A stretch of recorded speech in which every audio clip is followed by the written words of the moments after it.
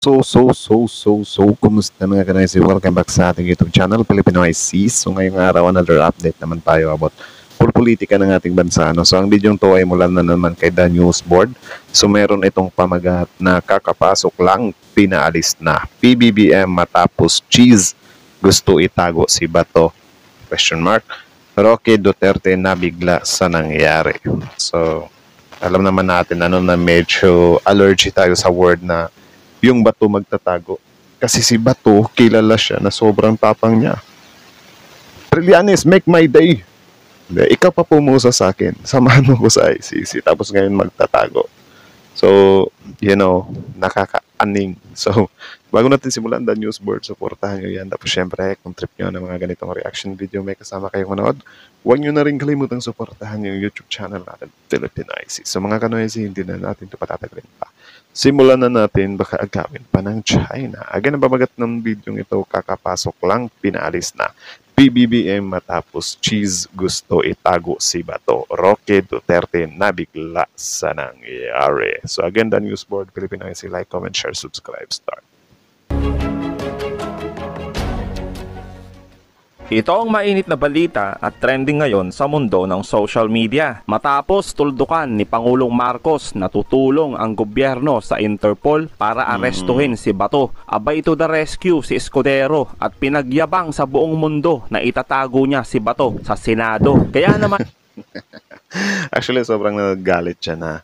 Pero, yan nga men, kahit ako naman nung narinig ko siya, parang grabe pala yung ganyan. Ano. Kasi dati naman, wala naman talaga akong pakialam sa politika. Ano.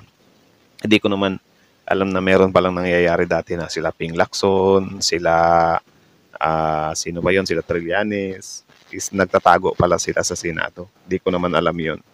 Yung kay Enrile, si Enrile yata yung pinakamatagal. 1 year, grabe yun. So si Bato din natin alam. So parang naano din tayo ba na pwede pala yun. Grabe, napaka ano din naman yung gano'n na. Napaka creepy. Cringe siya kung iisipin mo kasi may kasalanan yung tao, di ba? Tapos ayaw niyong paharapin. Ikakanlong niyo siya porket senador siya. Like what? Niwala pa siguro ako kung yung presidente kasi yung presidente nga meron siyang immunity kapag presidente pa siya. So parang naniniwala ko doon na parang okay lang yon. Pero kasi yung presidente naman, mananagot naman siya after ng term niya. So parang, okay, sige, i-enjoy mo yung pamamalagi mo dyan sa sa Malacanang, i-enjoy mo yung immunity mo. Pero hindi ko alam, pati pala senador, meron pala silang ganitong mga tradition or whatsoever. Parang nakakainis, di ba? heto at kinalbo ang kilay ni Escudero. At ninenervous siya kahit alam na niya na yung inisyuhan lang ng warrant ay si Digong. Ninenervous siya, baka masalisihan Baka mamaya may warrant na lang dyan, hindi lang sinasabi sa kanya, bigla siyang kunin. No? Kaya eto na naman, si Senate President Saklolo, di ba? Hindi siya kukunin while Senate is in session. Nako. Di ba naka-recess nga sila? So, kung recess, tama naman, meron din ako nakikita na kapag naka-recess, hindi daw sila pwedeng magkanlong or maghawak ng senador. So anyways, courtesy din kay former Sec Ronald Llamas. So tuloy. Kahit nagtago siya sa Senate, pwede siya kunin. Dahil kung siya ay malalabasan ng international warrant at itatago siya ng Senado, baka mabanata ng Senado na nagtatago, refuge ng mga international criminals. Sana wag naman. Anong itsura ng Senado na yan? Hindi lamang sa loob ng ating bansa, kundi sa international community. Nagsabi na yung Senado na siya ay tatago, siya ay parang ang labas patuloy, mga konsentidor, ganun. Di ba? Tsaka meron namang mga basis talaga. Hindi naman siya gawa-gawa lang. Okay lang sana kung ikanlong mo yung senador natin kung halimbawa biglang mag-request si Xi Jinping or yung China na, oy, kunin nga namin yung si Bato. Hindi namin gusto yung niya, mga pinagsasabi niya. Parang ganun. Parang may karapatan tayo doon. Pero halimbawa ganyan, crimes against humanity. Crime against humanity. Diba? I think valid yun, men. Na, open. Yung rallying point, baka hindi ganun kadali. Dahil hindi naman siya Digong no? At hindi rin siya Sara. At hindi naman siya pwedeng kupkupin ng Senado habang panahon. Sabi kasi ni Cheese, in session. Hindi naman na ganun kahaba yung session ng Senado. Ngayon nga, walang session Tsaka bakit ninyo kukup-kupin yung tao na hindi naman takot? 'Di ba? Dapat ibigay niyo yung slot na yan sa mga takot. Kasi si Bato hindi naman siya takot. Hinamon niya pa nga, 'di ba? Make my day. 'Di ba? Naghahamon sila pa yung tipong or sila pa yung mga tao na ang lakas makapuna sa presidente na kesyo ganyan, wala kang isang salita, puro ka lang salita, di mo tinutupad yung mga salita mo. Eh sila, meron din naman silang mga hindi tinutupad na salita. Anong pinagkaiba nila? Tapos ngayon, ipipilit mo na, uy, kailangan dito muna sa korte natin yan, maglabas ng warrant, pwede pang mag-file ng TRO. Parang kinocontradict mo yung very essence ng court of last resort.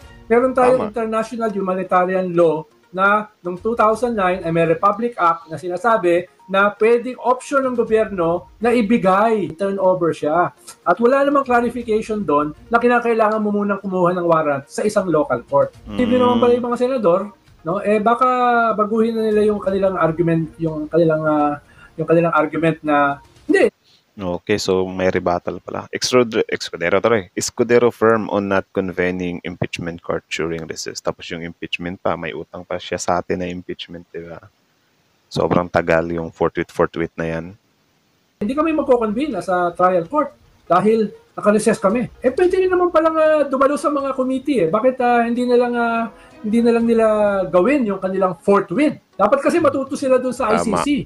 No? Pagkahuli, daling kaagad, yun ang forthwith. Dagdag naman ng ating kababayan, dapat nang patalsikin o palayasin itong si Escudero sa kanyang pwesto. Samantala, patuloy naman ang panawagan ni Roque at Baste na Wait lang, if ever men tanggalin nga si Senate President Jesus Escudero, sino naman yung gusto nyong ipalit? Comment nga kayo sa baba. Comment kayo sa baba kung sino yung gusto nyong ipalit. Huwag si Amy Marcos, ha? People power na dahil daw sa panggigipit umano ng gobyerno sa pamilya Duterte. Kaya naman dapat lang na mananagot talaga itong mga tukmol na balahura sa ating bayan. Ipakita niya no, na may well-founded fear of political persecution. Tandaan natin, walang political persecution na ibinibigay o ginagawa sa kanya. Lahat ng mga ebidensya na nagpapakita na di umano na siya ay involved sa Pogo, lumagpak lang yan sa kamay ng PAOK. Hindi ba sila nag-iimbestiga pumunta? Tama naman. Ito yung nakakainis sa kanila kasi kapag naglalagasan na sila, nagbabagsakan na sila, sinisisi nila na pinupolitika daw sila. Malamang merong ganon yun. Di kung ayaw mong mapolitika ka, dapat hindi ka gumagawa ng mga kalokohan. Hindi ka gumagawa ng pwedeng ikasira ng pangalan mo. Diba? Kasi dati naman yung ABS-CBN, yung kay De Lima, sino pa yon? Na Trillanes ba? Diba? Sila De Lima, yung ABS-CBN. Diba ang paliwanag nyo dati, hindi yun pamumulitika or hindi nyo sila pinupolitika. Of course, alam namin na pinupolitika yun. Pero syempre, nilulusot nyo sa word na yung ABS kasi hindi nagbabayad ng si De Lima kasi meron siyang some kind connection sa mga drugs na yan, something like that. Diba? So yun yung ginagawa nyong excuse, which is yun din yung nangyayari sa inyo. Diba? Na merong mga ibinabot sa inyo. Tapos yung excuse nyo, pinupolitika kayo. Of course, merong halong politika talaga yan. Di talaga maiiwasan yan kasi yung pagbagsak nyo, magbe-benefit yung mga politiko na mga kalaban nyo. So, ngayon, para hindi kayo masingitan ng mga ganyan, edi wag kayong gumawa ng kalokohan. So, great example, Harry Roque. Yung sa Pogo-Pogo niya. Bakit merong pangalan niya doon? Diba? Yung kay BP Sara. Sasabihin nyo, politika-politika. Ano yung mga confidential funds thing na yun? Edi kung hindi sana na magic yung confidential funds na yun, edi hindi masisingitan si BP Sara ng mga ganito. Diba? Kay FPRRD, ano naman yung sa kanya? Crime against humanity. Sige, for the sake of argument, maganda nga yung kinalabasan ng war on drugs kasi, naliligpit yung mga addicts. Pero syempre, meron pa rin siyang pananagutan. Kasi yung mga nadamay, regardless kung isa, dalawa, tatlo, hindi niya pa rin pagbayaran yon. Ganun lang kasimple. Diba? Dito sa Lucky South 99, doon lang naman nakita yung dokumento at lumabas ang pangalang Harry Roque. Yung may political persecution, mga ebidensya ito. Pati yung pag-rent, yung pag-release nila ng bahay nila sa Benguet. Bigla na lang din itong lumapag sa kamay ng PAOK. Napatunayan bahay pala yun, ni Harry Roque. So, paano masasabing may political persecution doon? Samantalang Yung political prosecution siguro, parang malabo siya. Pero yung na politika in a way na makikinabang yung mga kalaban nila, especially yung admin makikinabang kasi nakukuha na nga or naglalaglagan na nga yung mga salot sa administrasyon nila, di ba? So, merong ganung konting celebration kumbaga para sa kanila ba na, it's a great success for us. Parang ganun. nagkaroon ng hearing sa Quadcom, siya mismo lahat ang nagsabi na siya, di ba, yung mga dokumento niya, kompleto ito, may BIR, yung auntie niya, pinamanahan siya, dapat may extrajudicial settlement of estate, BIR of course to prove na nabayad ng estate tax, yung SALN niya, lahat ito, ng mga dokumentong ito, supposed to be, hindi naman na private documents bakit? Kapag sinabi mo, nagbayad ka ng BIR, makakuha agad dyan sa BIR ng tax, di ba? Makikita agad sa BIR. tama. Extrajudicial settlement of estate, may kopya notaryo publiko niyan. SALN naman, dapat pampubliko yan. So ano yung sinasabi niya na hinaharas siya? Siya naman lahat nagboluntaryo sa Quadcom hearing. Ang problema Tama. ngayon, lahat ng sinabi niya doon, parang hindi niya ma-prove. Yung ibigay, political persecution na ba yun? So he has to prove that para siya mag-grant ng asylum. Meron kasi Anyways, courtesy kay Attorney Claire Castro, So, si Yusek pala yan. So, courtesy sa kanya. Subscribe niyo rin, men. di ba, may pending case kasi sa kanya, human trafficking. Kasi lahat po ng hinihingi sa kanyang dokumento, galing din naman po sa bibig niya he has to prove that only. Tama. Di ba? He has to prove that before the Quadcom hearing. Doon na nga lang, ang problema, baka salita sa Quadcom Tama. hearing, wala naman palang dokumento to prove his statements. Yan din yung Yun ang- problema sa mga DDS, kasi sobrang galit na galit sila na nadala nga si FPRRD doon. Hindi nila alam, mula mismo sa bibig sabi niya muna or lumalabas yung mga bagay na ginamit laban sa kanya. Like for example, nung tinanong siya sa Senate, parang, ma'am, I tell my na encourage them to fight para matsugi nyo na sila pag lumaban. Tapos mawala na yung problema ko. 'Di ba? Ang akala ng mga DDS, ang astig talaga ni Tatay Diggs. Nilaro-laro yung Senado. Hindi niya alam, nagamit na yun laban sa kanya. Diba? Dapat naging maingat talaga sila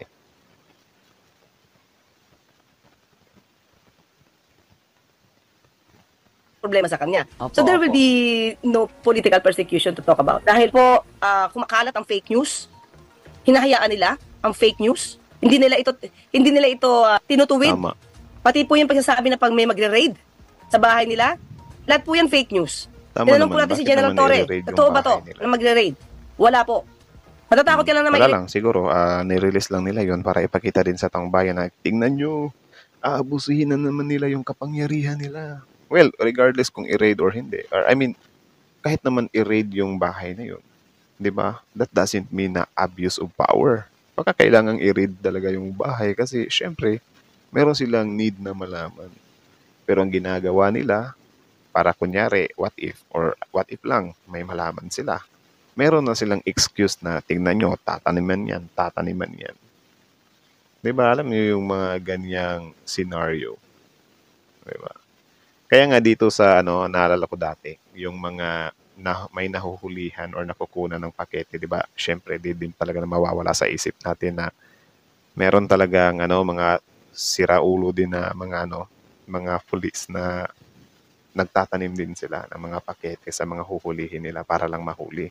Meron talagang mga ganyang balita, Pero syempre, meron din namang mga nahuhuli dyan na totoo talaga na sila talaga yung nagdala.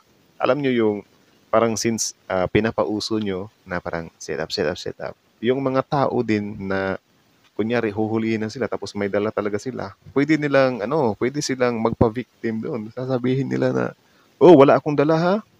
Kapag may makuha kayo sa akin, for sure, tinaniman nyo ko. So, alam nyo yung ganun. Pwede din nilang magamit na papaburo sa kanila. Yung mga ganung statement. Kaya for me, yung mga pinagsasabi nila dito na parang, tignan nyo, i-raid tong bahay namin. Tapos, I think si BP Sara nagsabi nun, na kapag may nakita sila dyan automatic planted yan. So, parang nagkakainis ba na inuunahan nila para yung mga ebidensya, if ever totoo na may mga makuha yung PNP na ebidensya doon, may invalidate na yun. Well, I think sa mata lang siguro ng mga DDS supporters or ng mga DDS. Pero sa mga tao din na mulat na, of course, maniniwala sila na ebidensya din yun. Diba? Tuloy.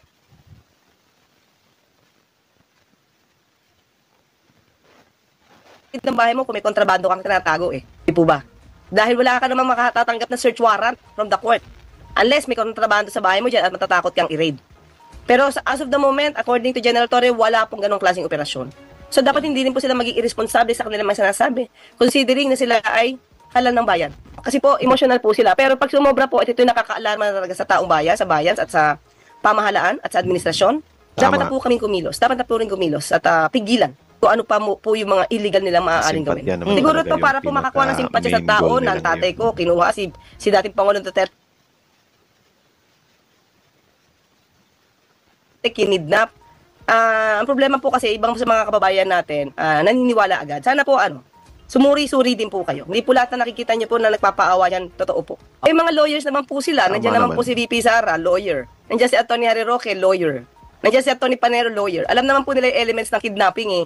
Tandaan po natin yung kidnapping kasi, di ba, taking of a person against his will. Pero kung ito naman po ay may valid, no, warrant of arrest issued by an authority, hindi po ito masasabi. Dahil ang pagkuha po sa kanya, merong pinanggagalingan. Legal po. Narito naman ang buwel. Is kidnapping na agad. Kasi meron namang dinalang warrant. Diba? So kapag ganyan pala, yung mga tao din, if ever huhulihin ng pulis, may dalang warrant, bigla na lang sila, ayokong sumama. Biglang gaganon sila. Tapos ano yung excuse nila? Kidnapping na to, sir. Dinala nyo ko against my will. Of course, yung mga akusado, sometimes, against their will talaga yan kasi magpapanik sila. Like, my goodness, ikukulong na ako. Diba? My goodness. Hala. Sa kabalbalan ni Kayo Escudero guys, na agree ba halatang kayo protector na ng mga medyo Duterte. protector si Ang Escudero ano ko lang ng mga dito is that Duterte? bakit meron kanya Kasi kanina may napanood din tayo si Amy Marcos. Hindi rin natin alam kung saan side siya. My goodness. Team Alianza, pero ewan.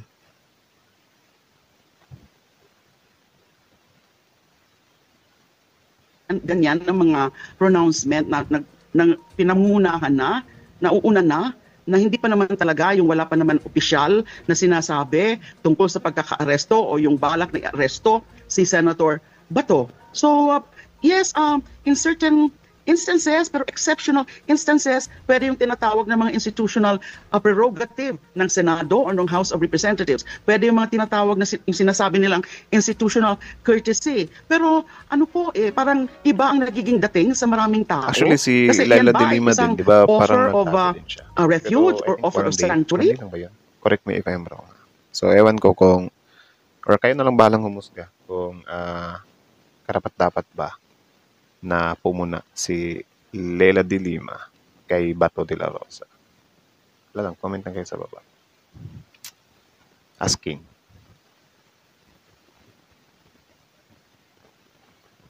Offer of immunity or impunity. Oo nga pala, Kasi nga, dagdag ko rin alam naman pala, natin kung gaano according kasi kay kaseryoso Cheese, yung kaso doon sa pwede nilang protektahan yung mga tao na yung kasalanan lang nila is under 6 years yung parusa.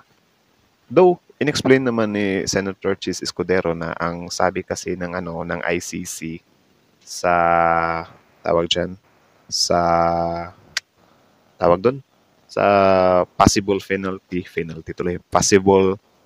kay Bato is not more than 30 years. So parang yung 4 years, 5 years or 6 years pasok pa daw yun. So parang okay pa daw yun na mag-keep sila Cheese Escudero ng senador nila, especially si Bato. So kaya na lang bahalang humusga.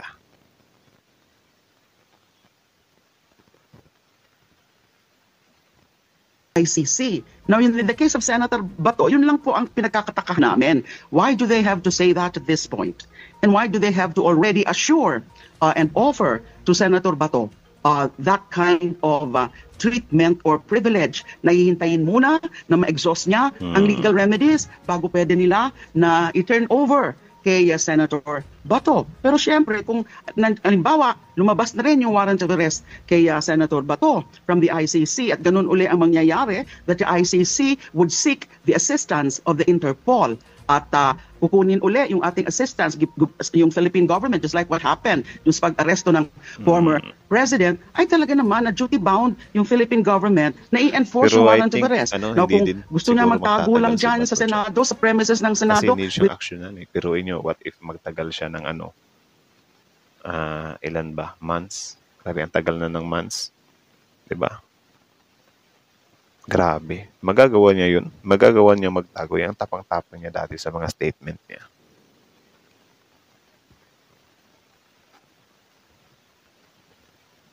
in the premises, siguro yung authorities natin, sila ang magbibigay ng courtesya, respeto sa institusyon na hihintayin na lang muna nila sa labas si Senator Bato. But that, it gives or a bad taste in the mouth na ganun ang sinasabi na ngayon pa lang pwede namin na bigyan ng protection muna si Senator Bato para Grabe. ma-exhaust na muna niya yung legal remedies bago Anyways, mapayagan courtesy kay Attorney yung Laila pag-aaresto de sa kanya. Lima. So, Ganun ang attorney din nagiging pala siya. pagkakaintindi ng karamihan doon sa naging statement ni Senator Cheese. As I said kanina, baka iba yung ibig niyang sabihin, pero yun po ang nakuha Tama sa naman. kanya, naisip tungkol doon sa statement niya. And it's not Kahit ako good naman really nung for the una ko siyang institution. makita na Dapat or maging marinig sila, na parang maging merong discerning, ganyan maging nga sila na maingat. some kind of Kailangan addiction or whatsoever na parang remedy na yan. Nakakainis. Parang medyo unfair siya. 'Di ba? Parang medyo unfair lang naman. Or yun nga, kayo na lang din bahalang kumusga kung ano din yung mga mararamdaman nyo, 'di ba?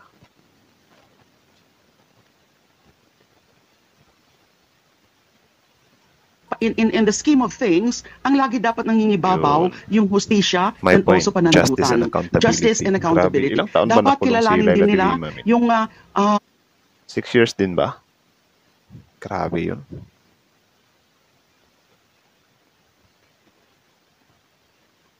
karapatan ng ICC. Dahil nga yung ICC ay meron silang jurisdiction pa rin dun sa mga krimen na yon na nangyari, yung alleged crimes against humanity na nangyari nung miyembro pa tayo. Pero outside of the jurisdictional issue, malinaw naman po na kapag ang ICC ay humingi uli ng tulong sa Interpol at ang Tama. Interpol humingi uli ng tulong ng Philippine authorities, dapat kilalanin po yan. Kasi nga po, miyembro pa ang Pilipinas ng Interpol. Saka meron din po tayong domestic law, yung Republic Act 9851, na pwede talaga i-waive ng Philippine authorities, Philippine courts, yung jurisdiction over an investigation or prosecution ng isang Yan tinuturo kasi yung na pinaggagawa nyo perpetrator kasi, ng crime alleged crimes against against humanity at Kahit pwede sino talagang naman. surrender. Kahit sino naman, min.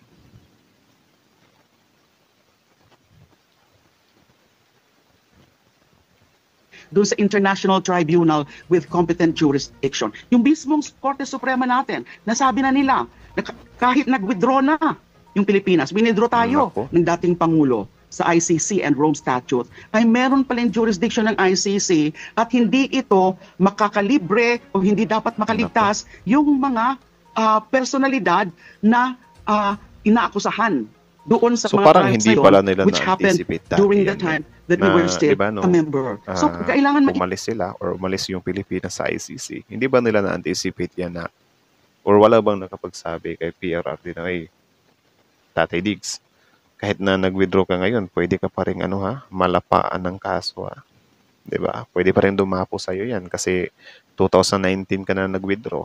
Yung 2011 to 2019 or 18, pasok pa rin 'yon. Wala bang something nag-adjust sa kanya diyan? Diba? Parang naalala ko tuloy yung sabi ng isang vlogger na sabi niya na kasalanan din kasi ng mga abogado niyo yan eh. 'Di ba?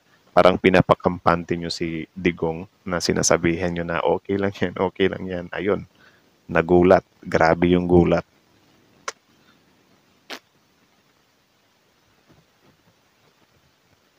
Ingat po ang ating Senado, lest na may misinterpret. Ngayon nga, ganun na yung tingin ng iba, ng marami, na parang, ano yan? Bakit ganyan na kaagad?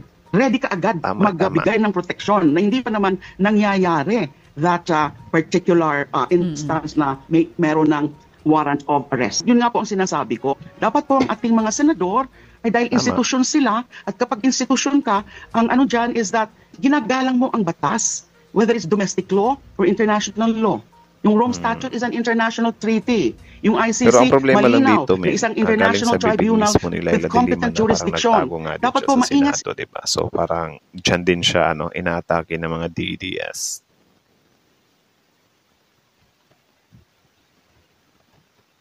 sila sa kanilang hakbang na kasi syempre 'di ba ayaw din syempre ng Senado na hindi nilirespeto ang kanilang institusyon. Ganon din sa ibang mga institutions. Kasi yung kaso naman hindi naman nandyan sa Senado eh. Kasi wala naman talaga silang mandato para dyan sa mga ganyang kaso. Meron isang international court na malinaw ang jurisdiction at kilalanin nila ang mga proseso rin ng institusyon na yan. So dapat maingat, maging discerning, mag-isip. At tama ba ang gagawin na yan? Na Yun, so kaya poprotektahan ano mo masasabi yung niyo isang nasasangkot sa crimes against humanity? Gagamitin ang institusyon para lang Ay, nako. So, yun lang naman matulungan mga yung kanoisy. So, isang kayo na masasabi nyo akusado. dito, comment down below. Tapos yung pag-usapan natin yan sa comment section.